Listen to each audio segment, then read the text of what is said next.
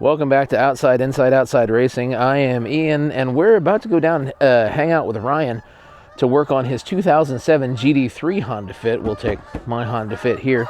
We believe in the Honda Fit and its potential for cheap thrills in grassroots motorsports. This is the platform that begs the question, is Miata always the answer? We use ours in autocross and rallycross. We've taken them to track days and had just lots of fun with them on the street. It's got 4 doors, plenty of room for you and all your friends, and there's plenty of aftermarket for these cars. Much like the coilovers that we have been given by the world's purveyor of cheap aftermarket parts, Maxpeedingrods.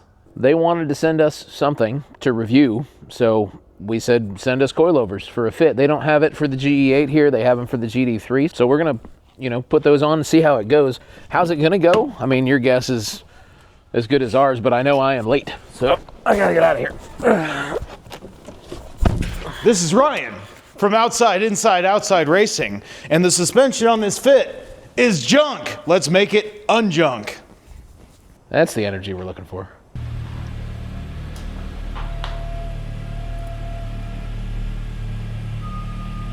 Well, I mean, just to get it on the lift, it looks like we're gonna have to do that. On the ramps now, because lowrider things.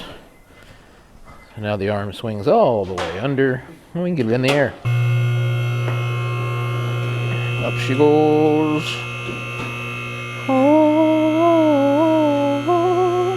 Yeah, you know me, go big or go home.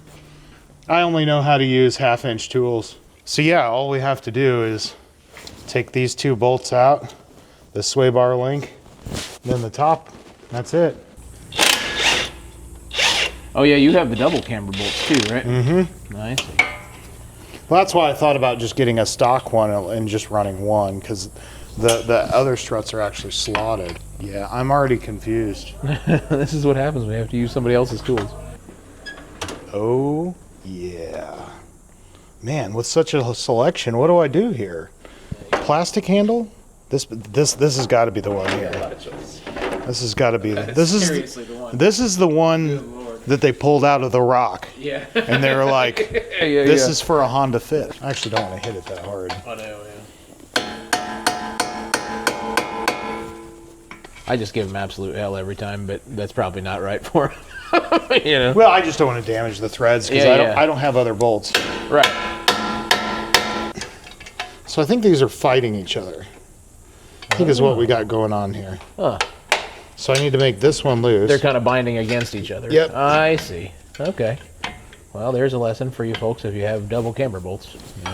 Good luck removing them. Good luck getting them out. One important aspect to this is going to be to take the sway bar off on both sides, and that way you can move your control arms and everything freely, so you can bolt them back up to the strut when you put them in. What could they be? Eating rods. Let's see what we got here. What's in the box? Something shinier than what came off the car, for sure. That is a hell of a unit right there. I guess this wasn't supposed to be in the box. Here we go. All right, we'll just do a quick comparison. Oh yeah, it's already pretty short. So this is how they came in the box. I've got them right now about the same height as they would be installed on the car. And as you see, even if the spring didn't compress at all, which is going to compress a little bit, it's going to be much lower. So on these Maxpeedingrods, not this entire thing is threaded. So if we look in here, we can see the thread engagement is only down to right there. You can see where my finger is. Yep. And you can actually feel it on the outside here. Just right there. Mm-hmm. You can? Because I can't. Yeah. You can feel a dent right there. You feel it? I don't feel a damn thing. Well, let's just say the ladies like me. Yeah, right. Because I have lots of feelings. You got the touch. Lots of feelings. Okay. So I'm going to get some anti-seize, and all we're going to do is basically install these down to the D. Right to the D. Right to the D. Just put it down to the D. Okay. So we'll have about half of it in there, which should work just fine because that's a maximum engagement threads. That's the highest I'm comfortable at running it at. Yeah, that seems about right. I don't know what kind of grease this is. It's lube of some sort. We're going to call it good, though. We just want to do it for corrosion, really. Yeah. I just want a paint marker. Here we go. What's the proper color, though? Purple. Purple, of course. So we're going to mark it at the D. Mark it at the D. D. Run it up to where we want it. Mark it there. Very scientific. I mean, I'm sure we could use like measuring things and things like that. But given that we're going to adjust all this, because the weight of the car is going to be different side to side, none of this matters. And that's kind of the thing about doing an adjustable suspension is the point is you put it on and then you adjust it to where you want it for ride height and for weight balance and for whatever else you might be putting it on for. Don't just buy these because you want to lower your car. There are perfectly good lowering springs for the Honda Fit if you want to just make it a little bit lower. I'd recommend those. So I'm going to run that down there, and I'm just going to put this hand tight right now because all this stuff is easier to tighten when it's in the car. And then we're going to look at the spring height here. So we have nut, washer, spring hat, spring washer seat, and spring. Looks like they have that there. And then we have underneath here the bump stop, which... Little teeny bump stop.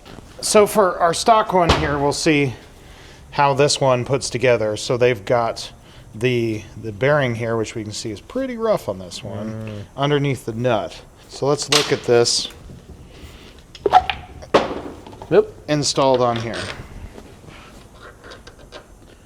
Just to see how it seats. Yeah. So it's got a hole there. It's like it's supposed to slide over something. Interesting. So all that to say, I don't know what I'm doing. Of course, maybe this sets in this. Hey! Hey, yeah, there you go. All right. So that's how it works. So we're going to put the spring on here now. With a little washer underneath it to make sure there's one for the bottom, one for the top. We need to make sure we put our big washer there. And it's curved kind of, ooh, that's fun. Matches up with the inside of the upper spring hat there. Then this is our strut bearing for the front. I'm going to set that on there. So that's our assembled unit. So we'll zip this nut down and put it in the car.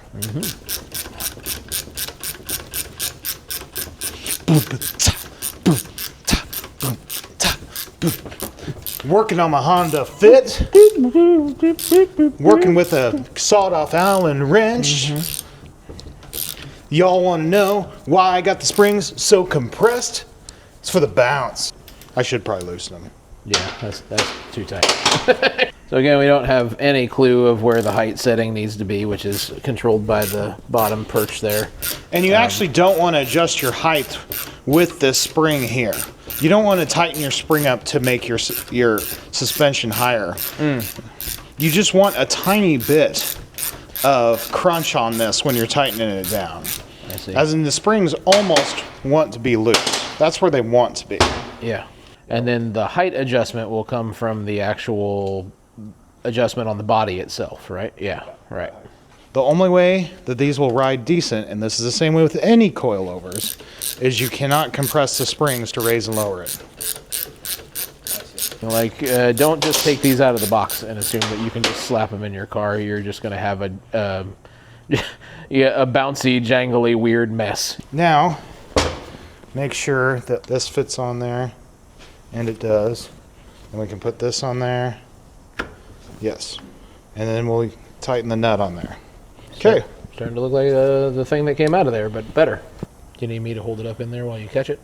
Well, like, I don't have enough threads here. Maybe I need install instructions. How many more are there, I guess, is the question. Well, I mean, they're pretty long. Yeah, they are. Maybe I need to use a shorter nut there. Oh, yeah. Let's see. Shorter nut. I'll be. Did they not give you two nuts? They only gave you the one in the Maxpeedingrods kit? Yeah. Is there a reason for that? We need a nut for here so that we can stick this up through the hole in the strut tower in the car and then put this nut on top to lock the whole thing. And that's the nut that we want. It's nice and thin. And that's still not going to be a whole lot of threads between there, but it'll be enough. Should be enough. I hope so. But say so in the instructions, and the instructions are over here. These are just kind of generic instructions for their coilovers, so they probably include these with every set, and they have stuff that's not specific to the car and etc. Really, the reason why we're making this video in the first place is because we knew there would be catches like this, and we want to know what they are, and that way we can pass that on to you. This upper spring hat will actually go over that like that. Oh. But that's what the washer's for, though, right? Is to keep it from going over that? Well, I mean, that would definitely give us enough threads, but, like, it's weird that they made it that big, I mean, obviously, that fits in there. Yep. But that could theoretically go all the way down there. And what they want you to do with this guy, I'm not sure. Right. You would want the weight of the car on this, because this is where the... For sure. This is where the body is. Uh-huh. This guy here, if you put that on there, stops the installation of this, and it really just sits on there. And I'm not sure that's what we want. I'm thinking it all needs to go down. So your mileage may vary, I guess. I don't know where else this guy and this guy might go. I love Maxpeedingrods! I mean, as long as everything is solidly connected. Yeah, then it it'll won't be really fine. matter. Yeah. And that looks more like what we took out of the factory one. Yeah.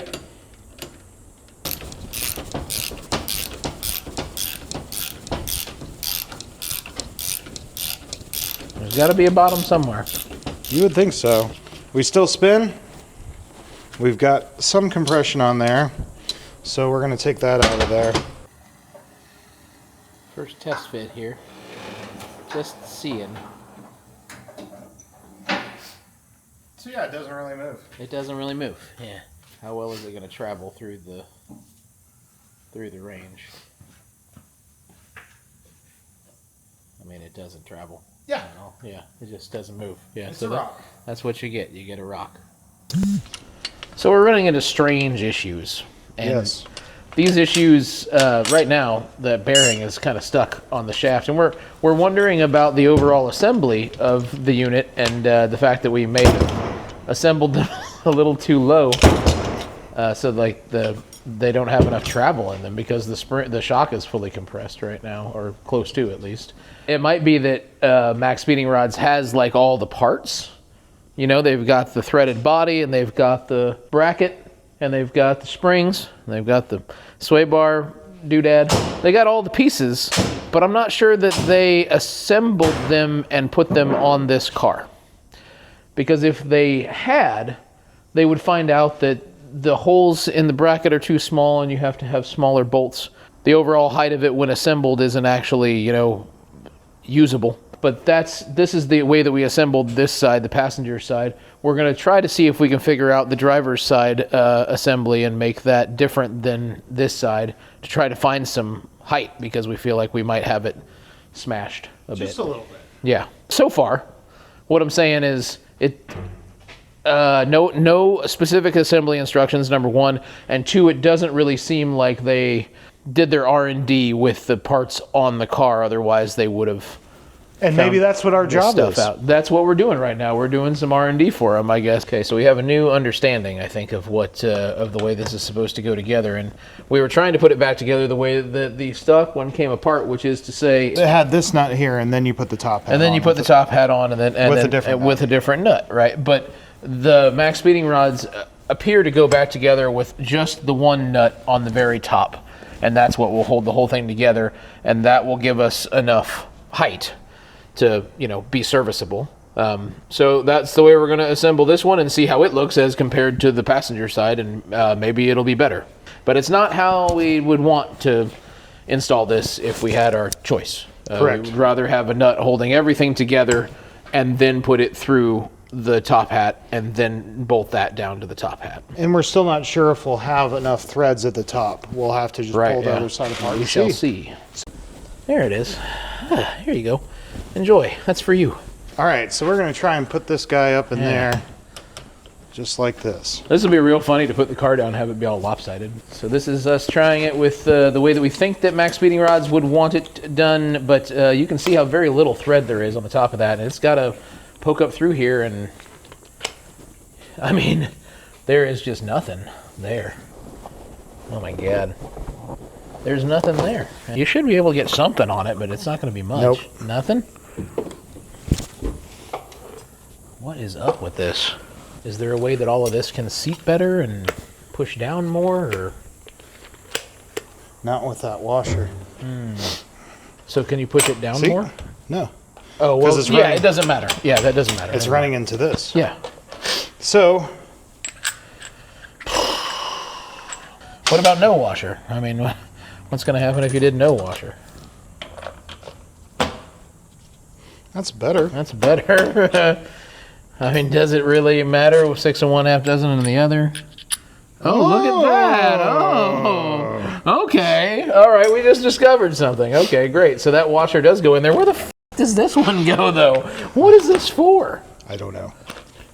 It's still the same height, isn't it? Or is that more? That's more. Yeah, it's a little bit A more. little bit more, not a lot more. All right.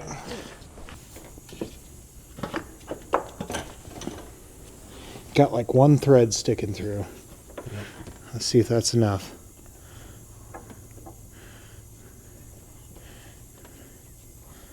I think she's going. No way. Okay. We'll see what happens when we tighten We'll it down. see what happens. Just like the other side, Yeah, but we're- different. Yeah, it's the same but different as the other side. This side, not enough threads, but maybe taller. This side, way too many threads. You can't really see it. I gotta hold you in here. Definitely no travel. Zero travel. I can tell you from experience, usually not running a lock washer on the top of here is bad news. And they provided nuts that were flanged. Yep. Seems like it'll rotate. It does rotate, yep. And there's lots of spring room left. Yeah, there looks like there's travel in it. This looks better. It does look This better. looks better. Okay, so now I'm going to give max camber by pushing this in as much as I can. Oh, it tightens down the bottom, and it should stay now. Yep, it'll work. And the top one is just pushed over in its slot. We're at max negative camber. Tighten those down to, you know, a lot of foot-pounds. 14 Ugga-Duggas. All right, now we'll take the other side back apart and see if we can make it look as good. Okay, we disassembled this one and reassembled it like the other side. And we're going to go back on with the knurled nut that they provided so that it has a little bit of grip in there. Is it going? Nope. Not going to go? No, because the threads don't start at the bottom. Right. Well, maybe that's not going to happen. Maybe this lock washer will go. Yep. Wow. All right. We got a lock washer on it. That's good. That's something. Yeah, something's better than nothing. Now we're going to tighten down this sway bar end links here. We have adjusted these so they're the same height side to side. So we're going to teach you something that we just learned, and that's that the sway bar bracket actually needs to have a clampy part pointed at the back. Otherwise, it won't clear the wheel when you install the wheel. So we have to take this one apart and flip it over and then put it back on the threads again. I'm not sure what Ryan's going to do, but we're going to do that, and then it'll be done.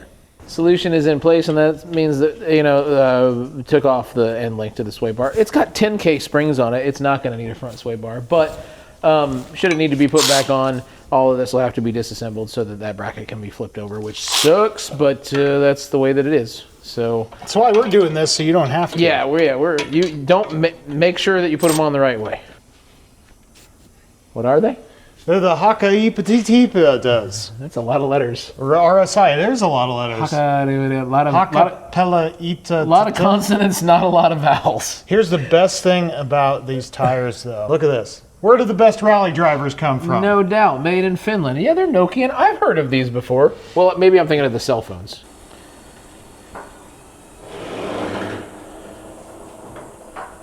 Yeah, it's up there. Higher in the rear. Yeah, we're straight up 59 now. Let me check the other side.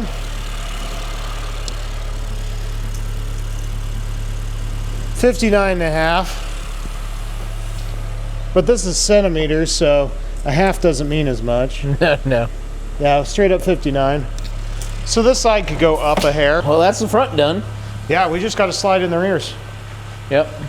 The rears are just going to be easy. They're just going to go right in. Right. No trouble at all. All right, moving on to the rear of the car now. You got to pull off these little covers in your back hatch area so you can access the top of the rear struts. Or shocks. These are shocks, not struts.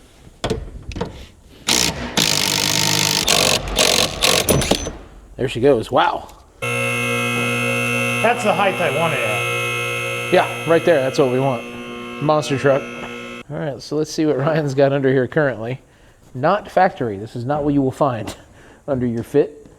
He's got some just, looks like coilover springs that are 1/2 inch maybe. And that's what he's been rocking thus far with a factory shock. Did you even change these shocks out, or? No. Original 212,000. They have a healthy dose of undercoating on them, or some sort of grease that. No, that's all the oil from the shock. That's what it is. Yeah, that's just a blown shock on both sides. Oh, the other thing that he has installed is the Progress rear sill. The must-have for any fit owner. You gotta buy this Progress rear sill bar. And it's really just a rear tie bar. It ties the lower part of the spring perch to the other lower spring perch, and man, does it make a huge difference in handling. This is our height adjuster here on the back. You can see this is our spring seat right here. And this one goes into the factory upper rubber seat. And this will just sit on the pockets. These are our shocks here. Very similar to the front setup, as in we have our rubber here and our bump stop there. And then the height adjustable right here. Nice. So we're going to go ahead and pull this off and make sure we have some lube on there, since I've got sand all over my hands now from touching the bottom of my car. Good. Oh, we're going for the D again. So just marking it where it needs to be spun up to, and that way we get the maximum amount of threads, or right at the minimum amount? I don't know how to say it. Yeah, the minimum amount. Minimum amount of threads that's going to be safe for operation. That is some schmutz right there. It's almost like you drive the living bejesus out of this car. That's another reason why we're doing this Maxpeedingrods thing, is because, you know, this car is going to keep probably getting mostly used the way that it did before, maybe less rallycross, maybe more autocross. But it can still do a rallycross at some of our sites, you know, and it's like a shake weight. All right, should this happen to you, which it probably will, I mean, more than likely this is going to get rusted onto that shaft there, and something bad's going to happen to yours as well. Then hopefully this will help you figure out how to dislodge it.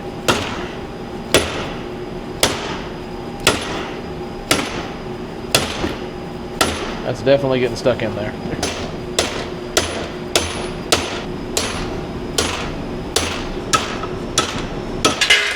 Hey-o! One collar stuck on the punch. Yep. It's pretty common, so like a shock hardware kit would be a good idea for this. Then you wouldn't have to remove this rusty crap. Why did they not include it? I don't know. Seems like a thing that Maxpeedingrods could probably include pretty simply, and it would help things out. But one of the many things that they could do that, you know, neglected. But that's why we're showing you what you're going to need. So our bottom bushing here, we're going to use that there, like that. And you can see it's loose on there. That's why we need this piece. And it doesn't fit on this shaft. Of course it doesn't. Why would it? It's got like a notch on it or something, like it's not meant to come apart. And that's where it gets stuck. That's why we had to hammer them off. Yeah, that's why you had to hammer it off. Good times. Yeah, I mean, this is just going too far, honestly. Like, this hardware should have been included. So, Maxpeedingrods, you know, you need to include this collar in the kit.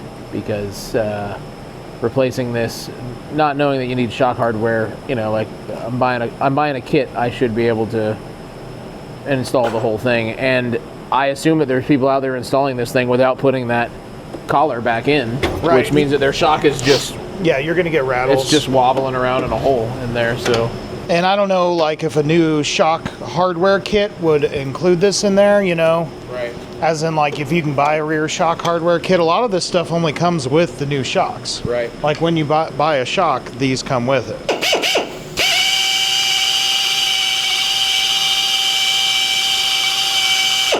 Should be enough. Yeah, it looks like it's clean through there. We'll see. Yeah. Not quite enough. Let's try that again. I'm glad that microphone is on your chest to just get all of that. It's real close. The Ryan's retapping the threads on the top of the dumb shock because we had to put that collar back on it, and yeah, the collar totally messed up the. Yeah. Which is funny because, like, with all these metal steel parts on this thing, I'd say they probably weigh twice as much as the stock shocks. Yeah. Which is interesting. Sounds right. Reference, he's holding it from out here.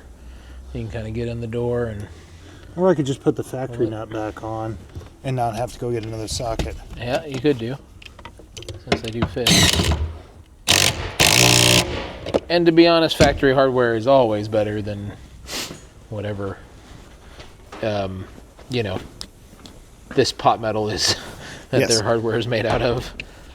Just judge by the amount of money that you spend on the coilover kits. These are like $450 for a coilover kit, which $250. $250? Oh, this isn't the fancy Maxpeedingrod. This is the lower end Maxpeedingrod. Okay, so $250. Just reuse your factory hardware wherever you can, because whatever comes with it is not going to be great. See how long our shocks actually need to be, because we'll install the springs, then we'll start lifting the beam axle up, and we may end up shortening those up, because we want as much shock travel as we can. So we're that far away from them now. Can't see. Oh yeah. We'll slide this guy up in here, and as you can see, yeah, it might work all right. Okay, I'm gonna actually get the proper tools for the job. I do that occasionally. And honestly, if you're doing this in your driveway, may God have mercy on your soul. I mean, like, without a lift, with all of these problems that we've run into, boy, I mean, this is a couple of day operation for somebody who's not accustomed to making do and making things actually work, you know, when they don't work. Yeah, I've got a long history of making stuff work that's not supposed to work. That's not supposed to work, right. How these are never going to fit. Oh, yeah? Oh. That is not clearanced. Clarence? Yeah.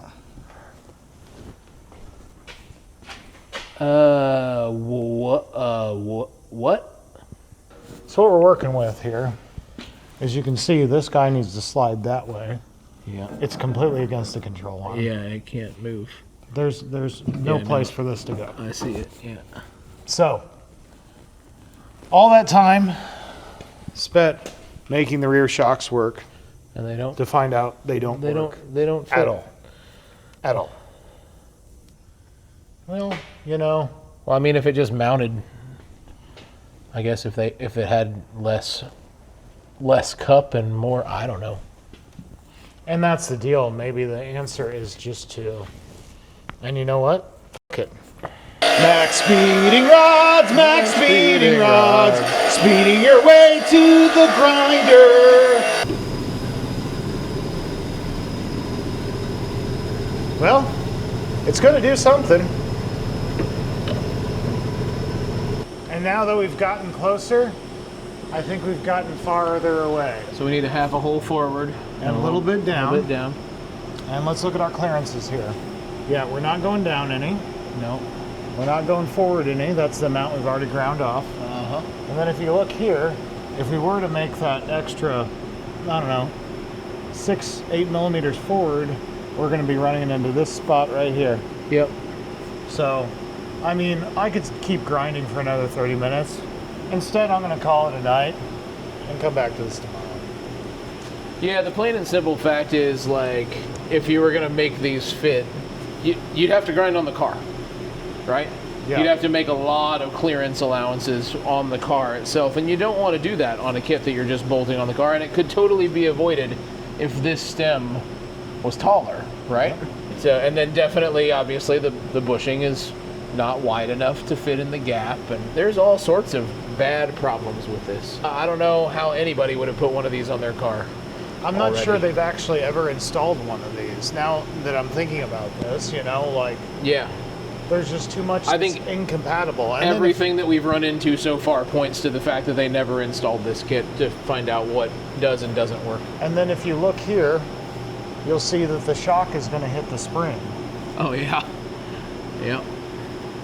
So the locking collar is right at the wrong place, too. There's just a lot. They had a great idea here, and they stole the wrong design. They should have stole a different design.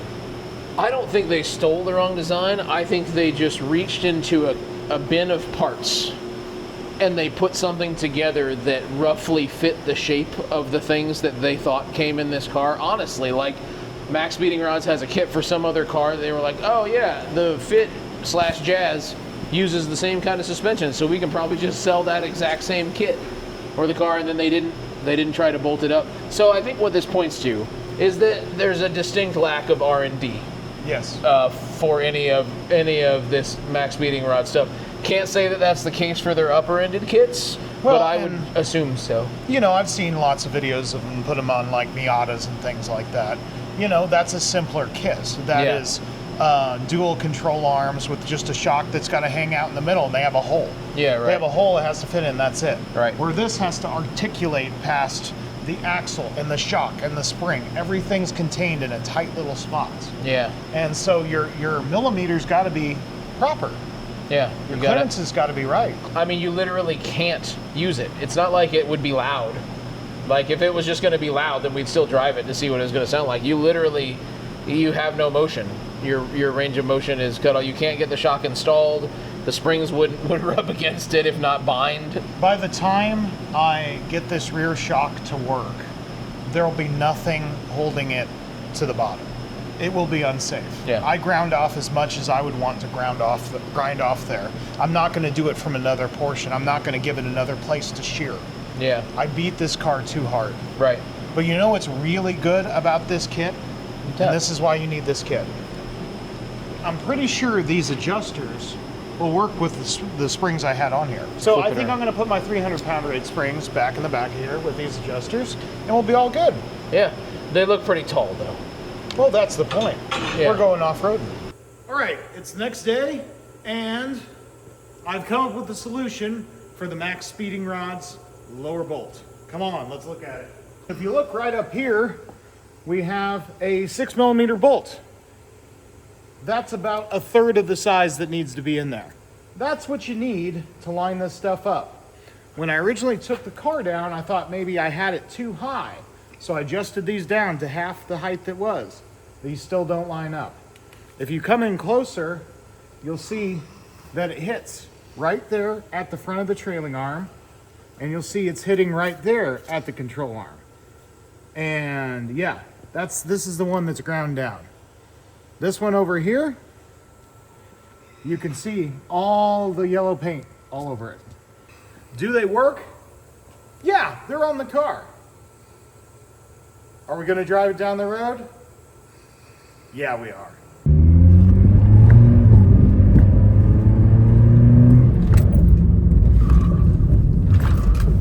You know, I tell you what, it doesn't turn terrible.